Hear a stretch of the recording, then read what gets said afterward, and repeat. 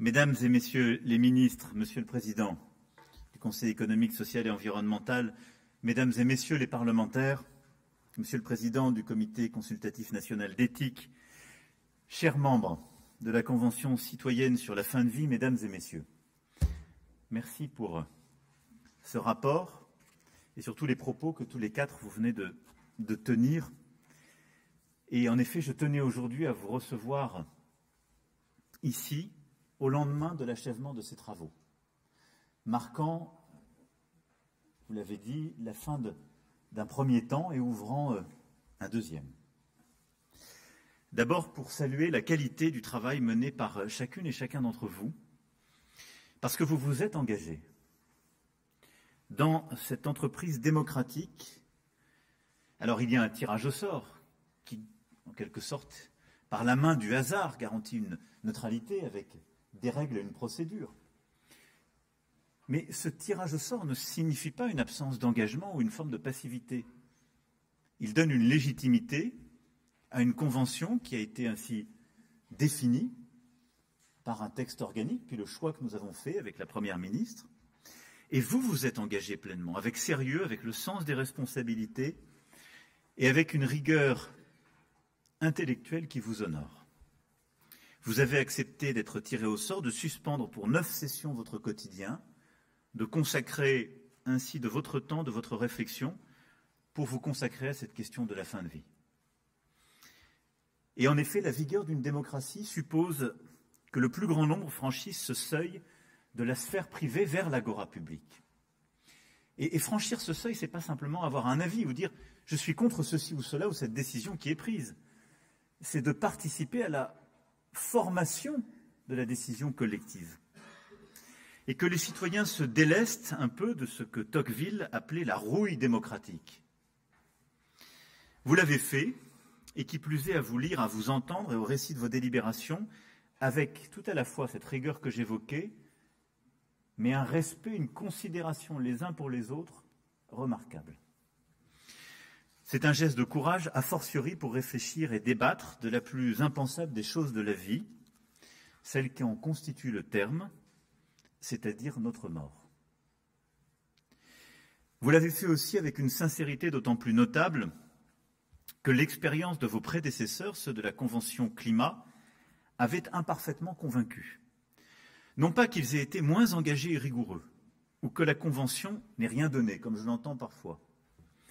Elle a au contraire permis des avancées considérables, a été très largement marquée par des applications dans textes de loi et textes réglementaires. Avec elle, grâce à elle, la nation a accompli des pas décisifs dans la lutte contre le changement climatique. Pour autant, il est vrai que c'était la première convention citoyenne. Et elle comportait des imperfections, elle avait suscité des interrogations quant à la méthode, l'encadrement et le suivi. Et nous tous, d'ailleurs, nous avons appris de cette première expérience, de ce que nous avons collectivement, je m'inclus dedans, bien fait et mal fait. Et vous avez bénéficié de tout ce que nous avons appris. Vous avez perfectionné et porté à maturité cette innovation démocratique de la Convention citoyenne.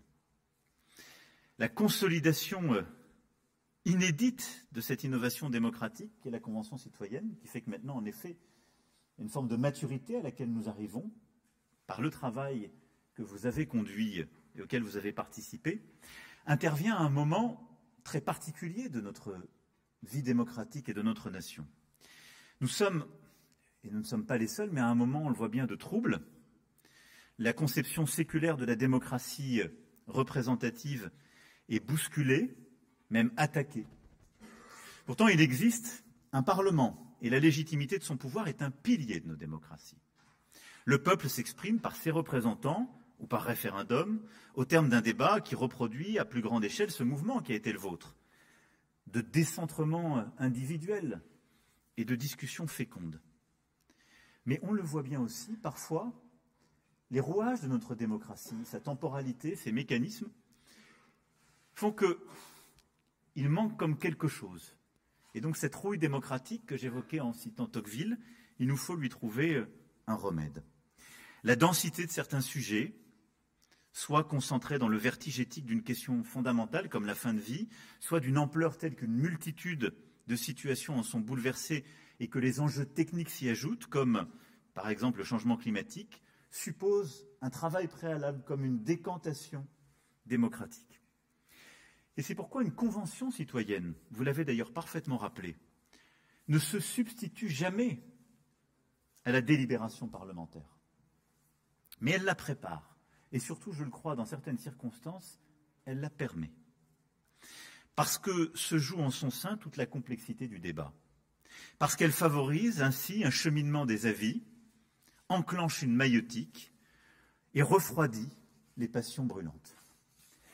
Une convention citoyenne apaise parce qu'elle est une enceinte, au fond, de scrupules, de travail, de pure aventure intellectuelle et éthique. Et c'est vrai que c'est la limite de nos démocraties. C'est le moins mauvais des systèmes.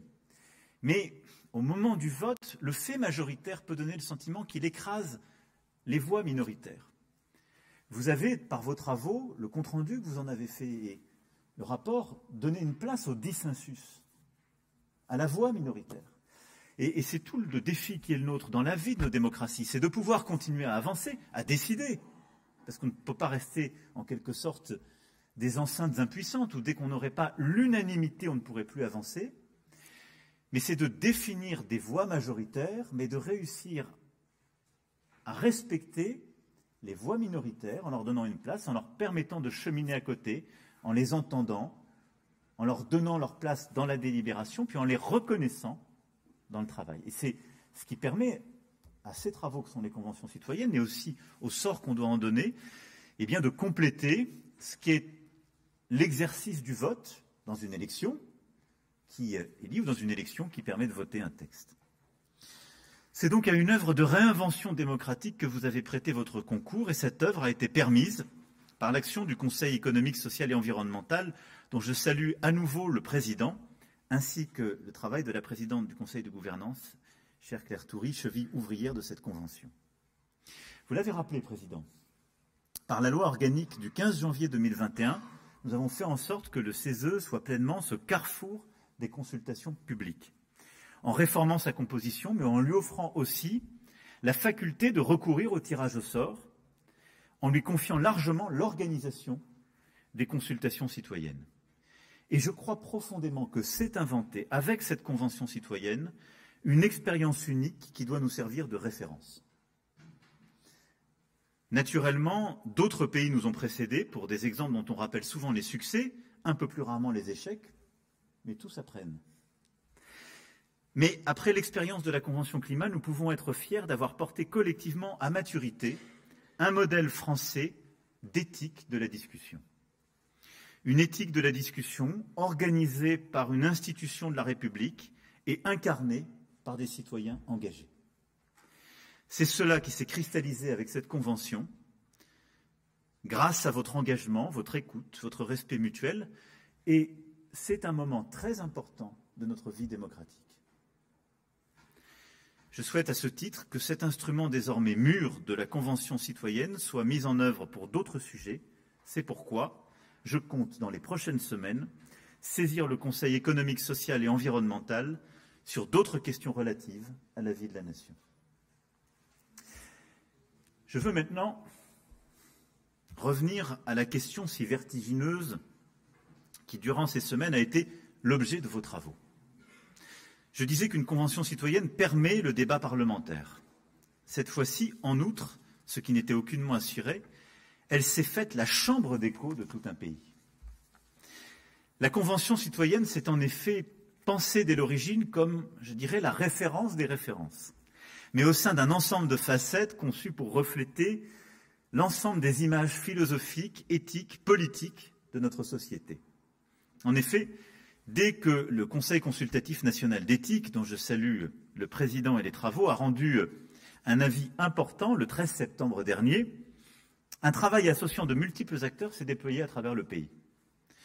Des espaces éthiques régionaux, ce qui a été l'un des apports de nos dernières décennies du CCNE, ces espaces éthiques régionaux ont organisé des réunions très nombreuses partout sur le territoire. Un travail parlementaire a été mené avec un groupe de travail transpartisan animé par les ministres responsables, ainsi qu'une mission d'évaluation de la loi dite Claes-Leonetti, dont je salue les auteurs, cher Alain. Un groupe de travail de professionnels de santé s'est constitué afin de consulter précisément les soignants, au premier chef concernés, et des missions des organismes d'évaluation, comme un rapport à venir de la Cour des comptes, apporteront aussi leur contribution. Vous le voyez, toute notre vie institutionnelle s'est en quelque sorte emparée de la question, chacune avec ses méthodes, son champ d'élucidation et sa légitimité. Et ce miroitement institutionnel s'est reflété dans la société entière. Des tribunes, des débats dans des municipalités, une conversation en quelque sorte de tout le pays s'est fait entendre. Car nous sommes tous par essence concernés par la fin de vie. Et nous savons d'expérience ou par ouï-dire ce qu'elle comporte toujours à la fois de douleurs irrémédiables, mais aussi trop souvent de chagrins évitables, ces autres drames qui s'ajoutent aux plus grands d'entre eux et ne font que l'amplifier cruellement. Cela vient de ce que, et c'est l'un des points tranchés par votre convention, mais qui fait en outre l'objet d'un consensus, notre système d'accompagnement de la fin de vie reste mal adapté aux exigences contemporaines. Et ce, malgré le formidable engagement de tous ceux qui y contribuent. De nombreux témoignages le disent, soulignant d'ailleurs l'excellence de la chaîne des soins. Et les chiffres d'ailleurs le montrent tout le chemin que notre nation a fait. On constate une progression du nombre de lits de soins palliatifs. 9 526 en 2022 contre 7 500 3 ans plus tôt. Mais la progression est trop lente, vous l'avez rappelé, l'offre trop inégalement répartie. 21 départements de plus de 100 000 habitants ne disposent pas de tels lits de soins palliatifs. D'autres régions ne comptent pas du tout d'équipes mobiles de soins palliatifs pédiatriques, un besoin pourtant croissant. Par ailleurs, la culture palliative n'a pas été assez appropriée par les soignants, faute de formation. Le très faible recours aux directives anticipées démontre aussi le décalage entre le besoin d'accompagnement des Français et l'administration de la réponse.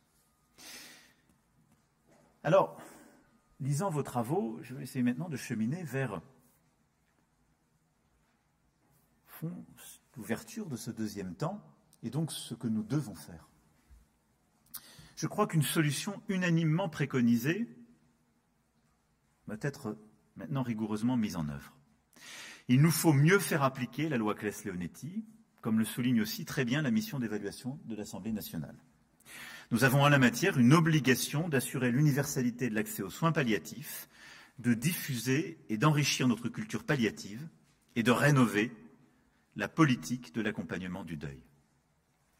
Car je crois profondément que nous n'avons pas le choix entre une société où l'exigence de mourir dans la dignité est légitimement devenue commune et où l'insuffisance de l'offre de soins palliatifs est pointée, l'écart est devenu insupportable. Il est insupportable pour les patients et leurs familles, notamment les plus vulnérables, car ça crée une inégalité face à la mort. Il est insupportable aussi pour les soignants, et je ne le sous-estime pas. Il est insupportable enfin pour une société et un pays convaincus qu'il faut accompagner chacun, comme le disaient les inventeurs mêmes de notre État-providence, du berceau à la tombe. Menons ce combat, il doit nous rassembler, et je sais que l'amélioration de l'accompagnement de la fin de vie est à cet égard un chemin indispensable. Il peut paraître pour certains la solution de prudence. Je crois au contraire que c'est le premier pilier de la réponse que nous devons apporter, peut-être la réponse la moins spectaculaire, mais la plus courageuse, parce qu'elle fait consensus et qu'elle est la possibilité du reste, parce qu'elle concerne le plus grand nombre et probablement la plupart, parce qu'elle offre de l'apaisement et de la dignité, et qu'en conscience, on ne peut tolérer cette inégalité selon laquelle on est accompagné vers la mort différemment, dans de plus ou moins bonnes conditions, selon le lieu où l'on vit, le lieu où l'on est soigné, la direction de ses dernières volontés. C'est une inégalité fondamentale que nous devons corriger. Concrètement, il nous faudra donc avancer dans les prochaines semaines pour mieux garantir l'égalité d'accès et développer la prise en charge des soins palliatifs.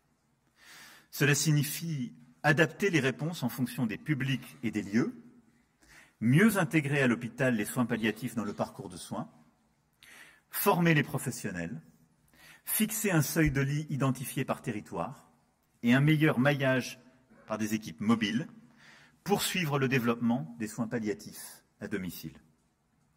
Un accent particulier devra aussi être mis en œuvre avec la prise en charge pédiatrique de la douleur et dans le milieu médico-social.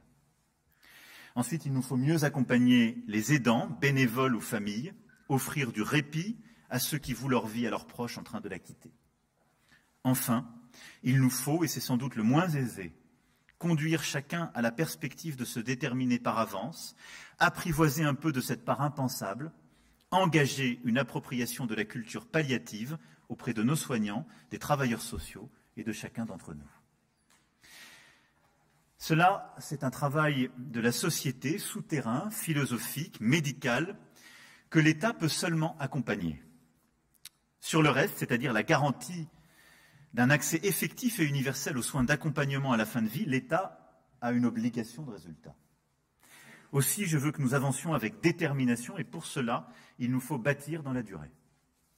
C'est pourquoi je veux que nous élaborions un plan décennal national pour la prise en charge de la douleur et pour les soins palliatifs, avec les investissements qui s'imposent. Ça, c'est le premier pilier, si je puis dire, et le premier élément de la réponse. Je sais aussi que l'accompagnement de la fin de vie est seulement un aspect du sujet. Parce que, et c'était la justification de cette convention citoyenne, les lois n'ont pas épuisé le grain de chaque situation, chaque cas, chaque drame. Le peuvent-elles et le doivent-elles d'ailleurs? C'était justement la question qui vous était posée. Vous y avez apporté des réponses claires. Vous vous êtes forgé une conviction propre. Vous vous êtes prononcé aux 3/4 pour une aide active à mourir, sous ses formes différentes, du suicide assisté avec exception d'euthanasie, ou des deux au libre choix de la personne concernée. Et vous venez nous rendre compte en rappelant les proportions de ce qui ressort de vos travaux. J'ai déjà eu l'occasion de le dire. J'ai en la matière une opinion personnelle qui, comme celle de nombreux Français, peut évoluer, évolue, évoluera, qui le sait. Sur un tel sujet, j'ai aussi, en tant que président de la République, une responsabilité de concorde et une volonté d'apaisement. Vos réponses sont importantes parce qu'elles traduisent une forme de vérité qui ne peut qu'interpeller. Comme il y a une volonté générale qui dépasse la somme de toutes les volontés particulières, voilà une conviction générale au sens où elle est celle formée, forgée, au-delà de la conviction de chacun. Celle-ci est non le produit d'une somme de perceptions, mais elle est le fruit d'une délibération, elle est un ouvrage même de réflexion. Et je le dis clairement, cette expression de la Convention porte en elle une exigence et une attente, c'est celle d'un modèle français de la fin de vie. Nous y répondrons. Nous avons déjà des éléments irrécusables de convergence. Dans ce modèle français de la fin de vie, vous avez fixé des bornes, en deçà desquelles vous estimez que nous ferions fausse route. D'abord, vous avez souligné l'importance de la prise en compte et de l'analyse du discernement, afin de garantir l'expression de la volonté libre et éclairée, que cette expression soit directe ou par des directives anticipées ou une personne de confiance. La question de la réitération du choix est tout aussi cruciale. Ensuite, vous jugez primordial que la condition médicale des patients présente le caractère d'incurabilité, de souffrance réfractaire, psychique et physique, voire l'engagement du pronostic vital. Vous insistez à raison pour que jamais une aide active à mourir ne devra être réalisée pour un motif social, pour répondre à l'isolement qui parfois peut culpabiliser un malade qui se sait condamné à terme et voudrait en hâte programmer l'issue afin de ne pas être une charge pour les siens et pour la société. En outre, l'aporie, ou en tout cas l'absence de conclusion sur l'aide active à mourir pour les mineurs, suggère de ne pas ouvrir cette faculté. Enfin, vous avez voulu assortir l'aide active à mourir de procédures qui permettent une écoute, un accompagnement et une collégialité. Tous ces points, sans faire l'unanimité, ont fait consensus. Mais sur les questions éthique mêlant l'intime et le politique, il y aura toujours, et c'est d'ailleurs sain, la possibilité de conscience qui objecte à l'assentiment général.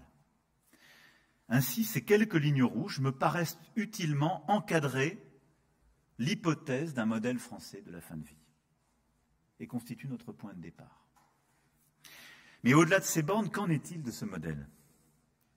Je contredirais aussitôt ce que je viens de dire sur l'articulation des légitimités si j'en concluais que le dernier mot sur la question devait être dit aujourd'hui. Nous sommes tous collectivement dans une forme de maïeutique. C'est pourquoi je demande au gouvernement, en lien avec les parlementaires désignés par le président du Sénat et la présidente de l'Assemblée nationale, qui, avec leur conférence des présidents, auront à faire ce travail transpartisan, de mener une œuvre de co-construction sur la base de cette référence solide qui est celle de la Convention citoyenne et en lien avec toutes les parties prenantes. Je souhaite que ce travail permette de bâtir un projet de loi d'ici à la fin de l'été 2023. Ainsi continuera une maturation collective de l'éthique à la politique, respectueuse de l'épaisseur des vies, de l'humanité, trouvant aussi les bons mots, et je parle sous le contrôle sur un tel sujet de notre seul immortel de la salle, cher Éric Orsena. Et nous pourrons ainsi, à travers cette maturation, permettre, je le souhaite, je le crois, de tracer un nouveau jalon vers ce modèle français de la fin de vie. Mesdames et messieurs, voilà ce que je souhaitais vous dire aujourd'hui. Ce serait trahir l'esprit qui a été le vôtre que de déduire de vos réponses celle de la société. Parce que vous aussi, vous avez changé d'avis au fil d'échanges remarquables par la qualité de respect et la dose d'investissement personnel qui ont présidé à vos 27 jours de débat. Vous avez constaté qu'il existe des sujets incommensurables. Vous avez approché la distance qui sépare parfois la douleur des familles et la conception de leur métier par beaucoup de nos soignants. Vous aussi, vous avez érodé telle doctrine à l'aune d'un témoignage, telle certitude au frottement d'un avis, d'un témoin, d'un expert. Vous savez donc les ressorts d'une délibération et la cadence nécessaire à l'émergence d'un avis collectif. Tout ça, c'est indispensable. Et le défi qui est le nôtre, c'est de continuer à le faire vivre dans le pays, parce qu'à un moment, on doit avancer, on doit prendre une décision. Et il faut faire partager au plus grand nombre ce cheminement qui a été le vôtre, pour essayer que le maximum de nos compatriotes puissent sortir parfois des convictions qui se forgent. Et vous le voyez bien en quelque sorte, je crois qu'à travers le travail qui est le vôtre, il y a l'antidote à une forme de démocratie du commentaire permanent ou de la confrontation permanente des avis irréductibles, qui est ce dans quoi parfois nos quotidiens sont pris. Je parle du vôtre comme du mien. On a besoin de ce chemin partagé, où nous sommes dans le déséquilibre, en quelque sorte, des confrontations respectueuses et de l'avis des autres, mais qui doit conduire à un moment donné à prendre une décision, à bâtir un chemin. Ce sera ce projet de loi. Un pays vous a attendu, désormais il vous entend. Et c'est ce pas supplémentaire vers le consensus, qui n'aurait pu avoir lieu sans vous, qui fait la force de cette aventure démocratique et qui sera désormais poursuivie par le gouvernement et les parlementaires d'ici à la fin de l'été. Je n'ai donc pas à vous promettre de reprendre l'une ou l'autre de vos conclusions, elles suivront leur cours. Quelque part, votre victoire, c'est qu'elles existent. Votre succès, cela a été de les former, par-delà la diversité de vos parcours, et vos réponses sont ainsi, en quelque sorte aussi, hors les murs de la Convention. Nous avancerons vers un modèle français de la fin de vie. Et ce chemin sera irrémédiablement différent, car vous avez travaillé, échangé, décidé. Oui, quel que soit ce chemin, grâce à vous. Nous savons désormais qu'il est possible et comment il doit s'arpenter. Avec sérieux, avec scrupule, avec respect, en refusant les controverses et en acceptant, au fond, de vivre avec des doutes. c'est en étant fidèles à votre méthode, à votre éthique, que nous serons fidèles à votre ambition. Je vous remercie.